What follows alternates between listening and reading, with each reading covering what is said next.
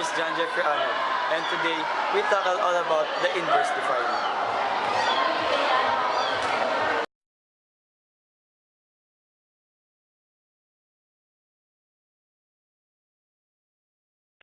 Definition number 1. Let f be a function that exists in inverse, denoted by f inverse, such that the domain of f is equal to the range of f inverse, and the range of f is equal to the domain of f inverse. Example, take the function f of x is equal to x plus 3. If the given values of x are 1, 2, 3, and 4, f of x will have values of 4, 5, 6, and 7. By interchanging the x and y, the inverse function of f, denoted by f inverse, can be formed. The values of x are 4, 5, 6, and 7. And the values of f inverse of x are 1, 2, 3, and 4. Notice that the elements under domain of f of x is equal to the elements under the range of f inverse of x and vice versa. Let f and g be two distinct functions. F and g are inverses of each other if f circle g of x is equal to g circle f of x is equal to x. Example, f of x is equal to 2x minus 1. G of x is equal to x plus 1 over 2.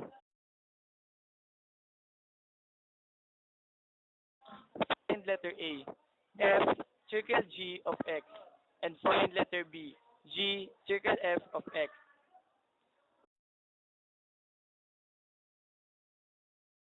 By performing the composition of functions, letter A, f circle g of x is equal to 2 times x plus 1 over 2 minus 1.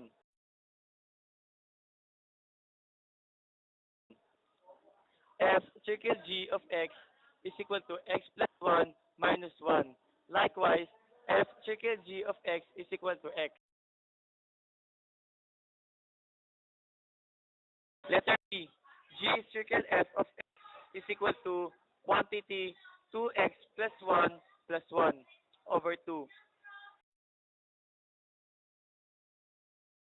Definition number 3. The graph of a function f and its inverse are reflections of each other about the line y is equal to x.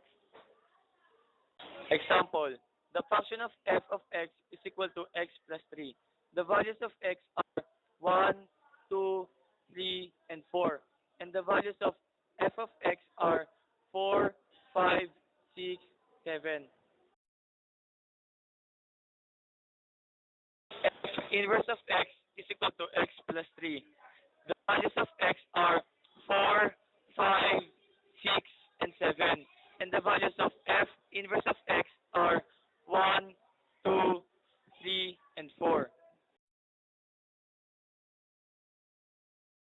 By putting the coordinates of finite set of ordered pairs to represent the function, f of x is equal to x plus 3, and its inverse of f inverse of x is equal to x minus 3. Notice that the graph of the function f of x and its inverse are reflections of each other about line y is equal to x. Question number 4. The inverse of a graph of a function can be obtained by interchanging the variables x and y, then solving for y in terms of x. Example, find the inverse of letter A, y is equal to x plus 5. Letter B, y is equal to x squared plus 2x plus 3.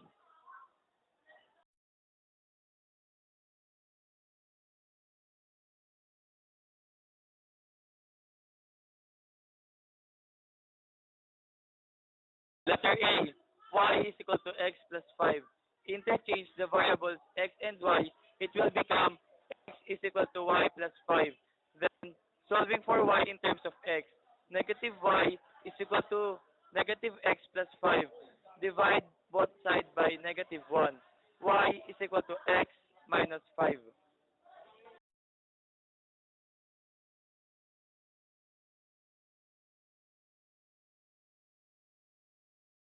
Letter B, y is equal to x squared plus 2x plus 3. Interchange the variables x and y. It will become y squared plus 2y plus 3 is equals to x. Then, solving for y in terms of x using completing the squares. Y squared plus 2y plus 1 is equal to x minus 2.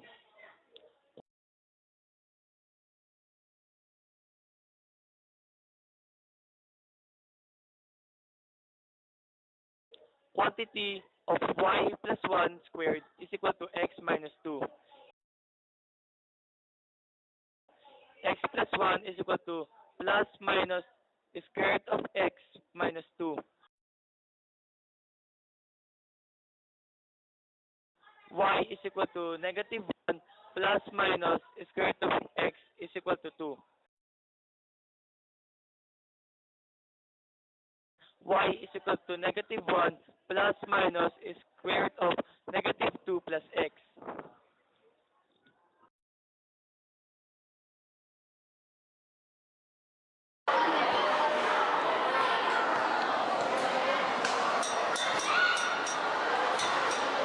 And that's all, thank you. I hope you've understand our topic for today. Again, my name is John Jeffrey Anog. Goodbye.